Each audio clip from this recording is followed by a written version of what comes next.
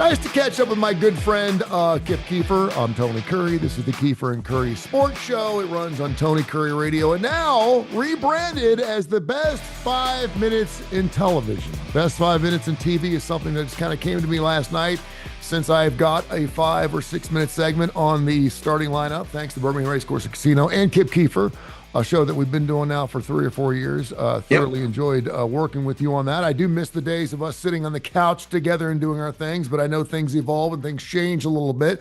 But what we're getting ready for is our 4th college football season, right? 4th? Yeah, this is number 4. That's right. And we were going to kick it off with Alabama and East Carolina, the Pirates. That first game at 11 And the o'clock. Pirates aren't getting much respect. All you hear is about all the people crying about Alabama, and DeBoer doesn't know what he's doing, and the team's a disaster, and they're a 28.5-point favorite against a bowl team from East Carolina. There you go. I was looking at the schedule, and there's some really interesting ball games that we're going to get into. I think the first 4 weeks of the season are already set. Oh, definitely. There's some really good ones early. Yeah, some really good ball games because we're just used to those Big Ten turd games at 10 o'clock or 11 o'clock in the morning. And that's pretty much the drill again. Although there's a couple of good games mixed in there because Texas hosts Ohio State this year in week 2 in the return game of that. And a game I'm really intrigued by, Tony, and I even asked Brent Venables, the Oklahoma coach, about not that game specifically, but I asked him in the SEC media days after he was going through all the coach speak. I said, Coach, I got to tell you, I'm looking at your schedule, and it's the most front-loaded schedule of all time. You're used to playing lesser teams. You guys are in week 2 are at Michigan, in week 3 at Georgia, and in week 5 playing Texas and Dallas. That's 3 of your 5 first games. That's ridiculous. That's killer. It's killer. Another game, Texas Tennessee is going to be a very interesting ball game. I think that may later on. So we got some really good kickoffs and some interesting games. So all those games 11 o'clock. And the great thing is too is you just tune into ABC 33, 40, 11 o'clock, and you're good to go for the rest of the day because there's a 2:30 game and there's a 6 o'clock game, and chances are there's going to be an SEC team on every single ledger, every single line throughout the season. So we're so happy to be on from 10:30, 11 o'clock. So I decided, since obviously it's the best 30 minutes of television. Because that's the starting lineup. But since I got my 5-minute segment, I'm looking for sales opportunities, and I thought maybe the best 5 minutes. And I come to find out that the best 5 minutes of television.com is not taken. So I took that. Nice. And I just repurposed everything that was Tony Kurre to the best 5 minutes. So best 5 minutes of TV. If you want to be on the best 5 minutes of TV, which sounds really good, then all you got to do is be on the starting lineup and you're good to go. So we're super excited about that. And it's going to be a fantastic year of college football. I was listening to ESPN today. By the way, ESPN came to the table. I thought it was kind of funny. The Big Ten wanted to do 24 teams. And the SEC wanted to do 16 teams, and ESPN came up with the 20. 20! the 20 right in the middle. I just posted on X about this very subject. Yeah, what did you say, by the way? Well, I was just saying, do you like 12? Do you like 24? How about 20? Because now all of a sudden ESPN has crafted this 20-team playoff, and I'm sure, Tony, the motivation has nothing to do with the fact that they want to maintain their monopoly on the college football playoff, which they own all the rights to. Yeah. And I'm sure, and I concluded my post today with, and I'm sure Tony Soprano, the commissioner of the Big Ten, and Fox are very delighted to accept this great proposal from ESPN. Yeah, and that was a CFP thing. Now, the CFP was the one that said, no.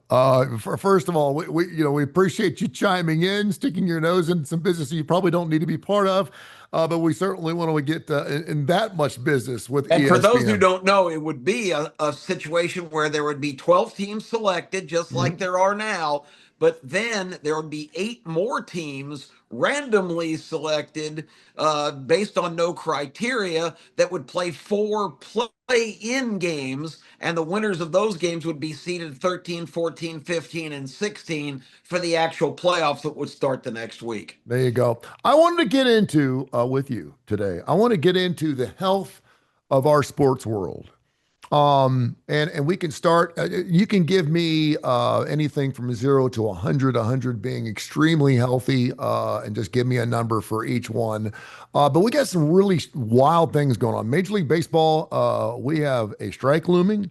My son, who's really involved in this, he's going to Clemson right now. He wants to get into sports analytics and all kinds of things. He said there will be a baseball strike, and he's been pretty Yep. much spot on those. So the heart of Major League Baseball is in trouble. We can also mention the fact that the LA Dodgers, who by the way, after they got Scooble, hadn't lost won a baseball game. I don't think until a couple of days ago they lost 7 or 8 games in a row, which I know Yeah, a lot they've of purists actually were at loving. this point lost 9 out of their last 10, which is unbelievable for a Yeah, team with a gazillion-dollar it's unbelievable. Well, payroll. I mean, the Pittsburgh Pirates have a $90 million payroll, and the LA Dodgers, I think, have a $490 million payroll, which is Jeez, ridiculous. that's It just ridiculous. goes to show that it's 5 times as much as the Pittsburgh Pirates, and it goes to show that this luxury tax thing doesn't mean squat to anybody. Um, I wanted to talk about Major League Baseball a little bit. I want you to give me a grade on that. The NBA, which is starting here very, very soon, has just announced the first game of the NBA season. It is LeBron James and the Philadelphia 76ers playing the New York Knicks. How good is that? Well, I mean, that is the one thing about the NBA, man. I mean, I don't know how the schedule's made up, but they can play whoever they want, and you know that opening week is going to be absolutely killer. You know there's going to be great Christmas games.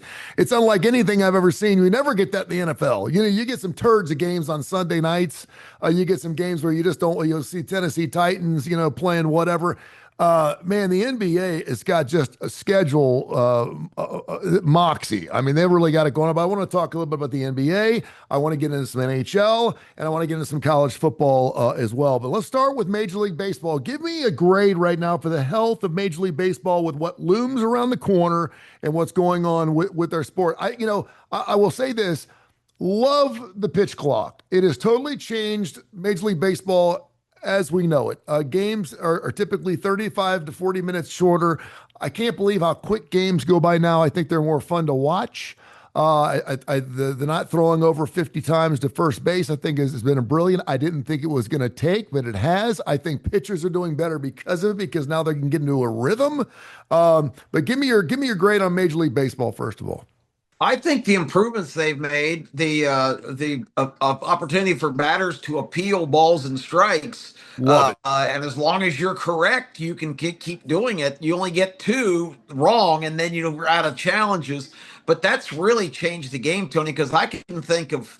I watch the Braves pretty religiously. I can think of 4 or 5 games where a guy was struck out or walked Mhm. and they challenged the pitch and they end up getting on base and it changed the entire equation of the inning. Yep. Now, there's other things. Like you said, the pitch clock was one of the first big innovations. And gosh, that was way overdue. And it's not only the pitcher, it's the batter has to be in the box with his cleats dug in, looking at the pitcher, expecting a pitch at the 8 second mark. Mhm. And the clock, I think, resets to 15 or 20 between every pitch. So the pace of the game is so much better. Because remember what used to happen? Mhm. Pitchers would step off and walk around and scratch their privates Oh my and God. adjust their cup and spit and hold the rosin bag. The batters step out 3 or 4 times. It was just ridiculous. Baseball games were lasting over 4 hours at its peak of its ridiculousness. Now the game moves briskly. The time even between innings, I'm sure the advertisers hate it because I think it used to be a 2 minute break. Now it's like, it's like cut in half. Mhm. I mean, as soon as that you run to get a cold drink or run to the bathroom, and they're already playing before you get back. I mean, Mhm. so it's made the game a lot more interesting and it keeps the action going because so long people have said baseball's boring and they really didn't understand that unlike a lot of sports, there's something, Tony, going on in baseball every single pitch. There's strategic things going on. There's different signs. There's different aspects of the game. Baseball is a lot more involved than most casual fans know. And I love the game as far as its health. They do have a big problem here. You knew it was going to happen when this current contract was up because the owners have been just adamant that there has to be some kind of salary cap as far as player compensation to make the economic model work. Of course, the players argue that they are completely deserving of whatever share they can get, even if it cuts into the corporations or the ownership profits, because they are the game. So it really kind of comes down to, which side are you on there? Are you on the side of labor or business? And in this case, I don't really call baseball players laborers, but that's who you go to see. You don't go to Sure. see the Braves because whatever the name of the media company in Colorado that owns them. You go to see the players, and so that their argument is pretty compelling. That we're the product, and you're not one to compensate us. And I don't see this thing. I agree with your son with Santo that this is going to be an ugly situation that may delay the beginning of the regular season next year and maybe go into part of the regular season. And that's just the worst thing they could do, because the last bad strike, as you remember, they had, it took people 3, 4, 5 years to come back to baseball. People say, the hell with it, I'm never watching again. And Yep. there are people I know that pretty much have stuck to that. Yep, absolutely. Let's get into the NBA. It's so funny because I turned 60 earlier this year, and I can remember being in my 30s and 40s. I can remember the NBA. It was you didn't see it. It was not Yeah, available. it had a real There bad, a was no real TV. down time. Yeah, there was no TV contract. Rarely would you see it on a Sunday afternoon, and now it's become such an intricate part of our sports world. And it's just amazing how I think Adam Silver's just done a fantastic job. I think a lot of the prior commissioners have done a wonderful job. They realize that the league is all about the all stars and about the players themselves. Now, when all of a sudden we started getting 2 and 3 guys that were max contract guys on the same team, I thought to myself, this is not going to be good. It's going to get extremely top heavy. But now, because of the way the TV contracts have worked out, people can afford to do it, and it's turned out to be a great product. And the players are higher compensated in the NBA than any other because the TV contracts are so abundant. There's just unlimited money. I think I'm right about this, but I think the minimum salary to sit on the end of the bench as the 12th or 13th guy on the NBA team is $350,000. It is. I mean, that's just insane. And the Mac contract every single year is jumping like 10, $15 million a year. I mean, guys are making $65 million a Oh year. It's yeah. crazy. It really Yeah, is. it's unbelievable the money that's available there. And like you said, there's so many marquee players, and so many teams have done a really good job. I mean, in a smaller market, to see Oklahoma City achieve what they've been doing just by trading away for a number of years veterans to get stockpile draft picks. I mean, they are so rich in talent that it just goes to show you. And with television money, I mean, they're getting their share of that as well. So even small market teams can compete. But I mean, I can rattle off right off the top of my head here 14 or 15 NBA teams that I think are legitimately competitive, and that's a lot more than you see in a lot of other sports. Absolutely. Got to ask you about the NHL. I know you're a big hockey guy. I love watching it during the playoffs. Don't literally watch a whole lot during the regular season, and perhaps I should. But you've got me more interested in it just because of your love for the Las Vegas Knights and just for the sport in common. But where are we at with the NHL? I don't keep up with a lot, but how are we as far as in contracts and everything else goes with the National Hockey League? Yeah, the league is really healthy right now. It's going through kind of a big popularity upswing. It would be more popular if some of the big market established teams that were, there was only the NHL is an amazing kind of a metamorphosis, because until 1967, Tony, there were only 6 teams in the National Hockey It's League. crazy. The It's original crazy. 6, and they still talk about them: the Rangers, the Bruins, the Canadians, the Maple Leafs, the Red Wings, and the Blackhawks. That was it. Hmm. 6 teams. And in 1967, they expanded by adding 6 more, and it's been a pretty regular build since then. So now they're up to 32, I think, and they're coast to coast. But the league is doing well, but the traditional teams a Canadian team, and there's seven of them in the National Hockey League. A Canadian team after this past season now has gone 34 years since winning a Stanley Cup. That's And insane. if you've got any good teams in Canada, that only completely turns the heat up. But even teams like the Rangers and the Bruins and the Blackhawks, all the traditional teams, the Red Wings, Hockey Town USA, Detroit hasn't had a Stanley Cup in forever. So it if it keeps being Florida and Carolina and Tampa and Las Vegas and all these kind of bizarre places that are winning all the championships, I think it helps the sport for overall popularity. But you really need to have those name brand teams. If the Yankees and Dodgers both suck, then baseball kind of sucks. I mean, I hate the Yankees and Dodgers, but I can't imagine a world where they're both awful. That's not out. The National Football League is the biggest sport we have in the United Ever. States. It is going to expand. Don't think before too long we'll probably have 10, 12 teams, and Amsterdam and England will have them all over the place. It may not be before we die, but it's going to happen one way or another. It's going to be a worldwide sport. It's coming. It is coming for sure. Talk about the health of the National Football League. They've been untouchable. I can remember. So when you get older, you just double the time. So I would say 10 years ago. So it must have been 20 years ago. But I remember us throwing around this $5 billion number like it was a $5 billion sport. And I just come to find out the Dallas Cowboys are now worth $8 billion $1 billion. by themselves. Oh, which is a far cry from what they were worth at $2.3 billion just 7 years ago. Think about that. They are fourfold in the last 6 years in the National Football League. So the money just keeps on coming, but they've done a fantastic job.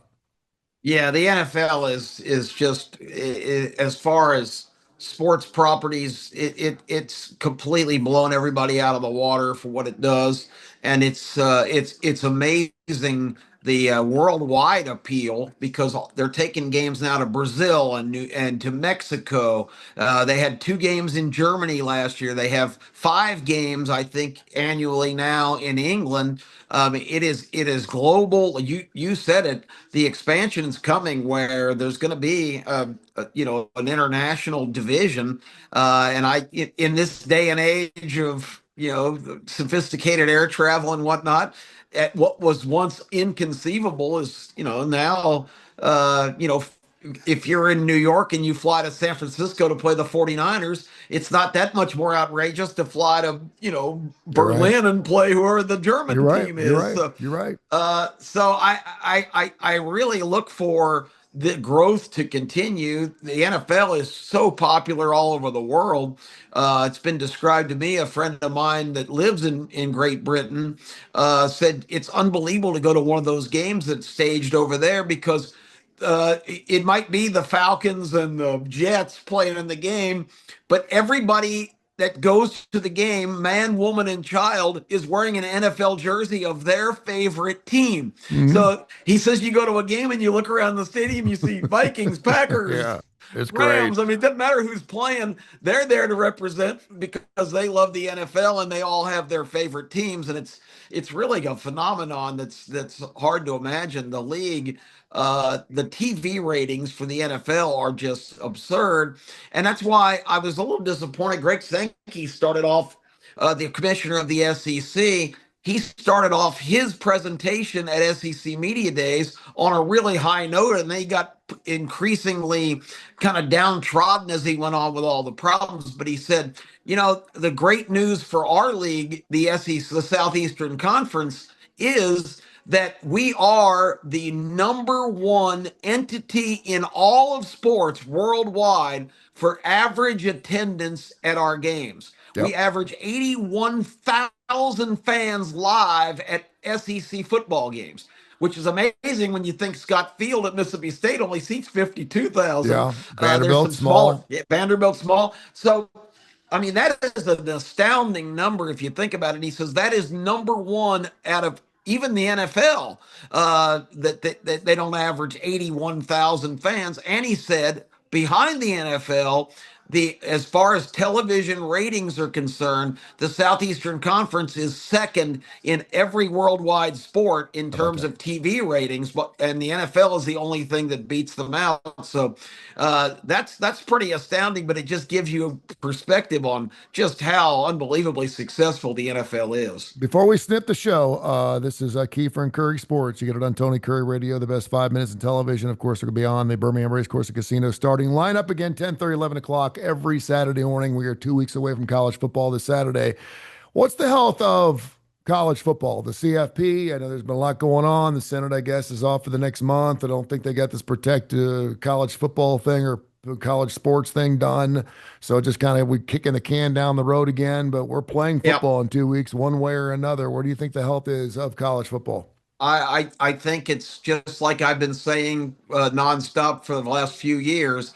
There's not a one size fits all solution, Tony, and anybody who thinks there is delusional. I mean, you're not going to get a congressional act. You're not going to get some kind of declaration from the NCAA, which is completely useless and toothless now. That building in Indianapolis needs to be brought down like a old Las Vegas casino, with fanfare and boom, boom, boom, boom, and it just Mm. falls to the ground. That's what needs to happen.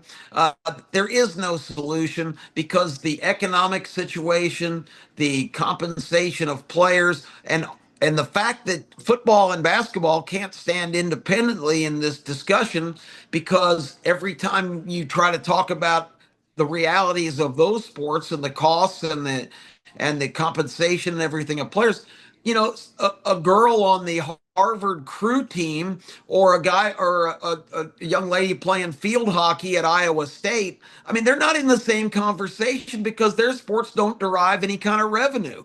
They don't get compensated at those kind of levels that these guys have to be. So this whole idea that we can just fix all college athletics with legislation or court cases or somebody's brilliant ideas, the only solution for the major sports in college, which are now,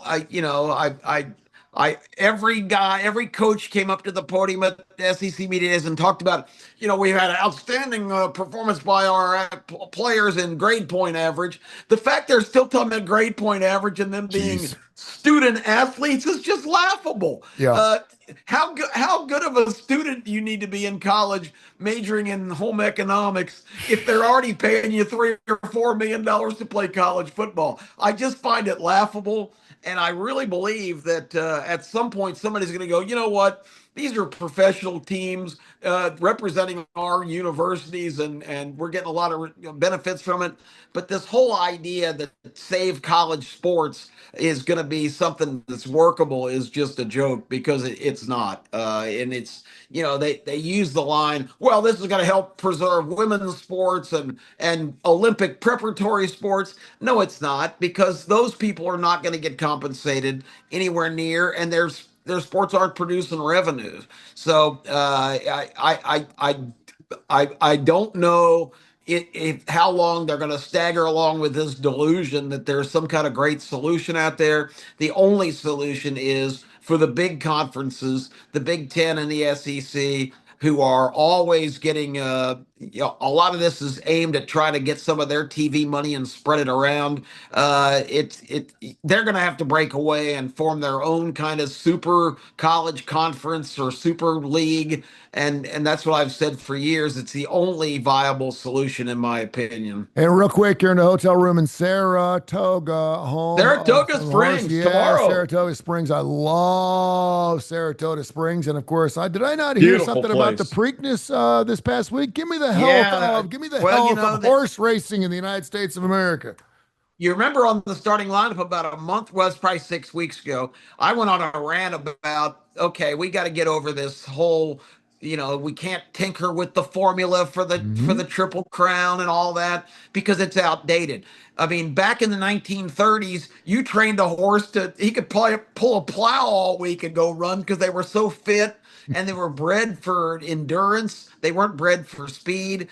Now the breeding of horses is so closely, the family tree's like a straight line now, because you get just breakaway speed by matching up horses that had that, and that's what the commodity is now. And these horses just are not rugged enough. They're not built enough, physically enough, and they're not bred well enough in terms of having endurance to run three major races in three different states in 5 weeks. So And much so that you've seen the Kentucky Derby winner not run the Preakness recently, which is something to me is like that's just a shame.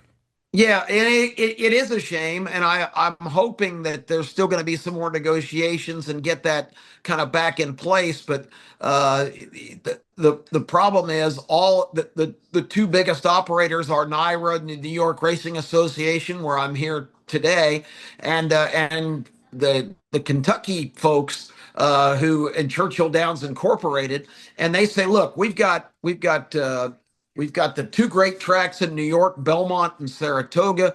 The new Belmont is going to debut in one more month. It's been under construction for renovation for 5 years. Nice. It's going to be fabulous. It's going to be a show place for horse racing now.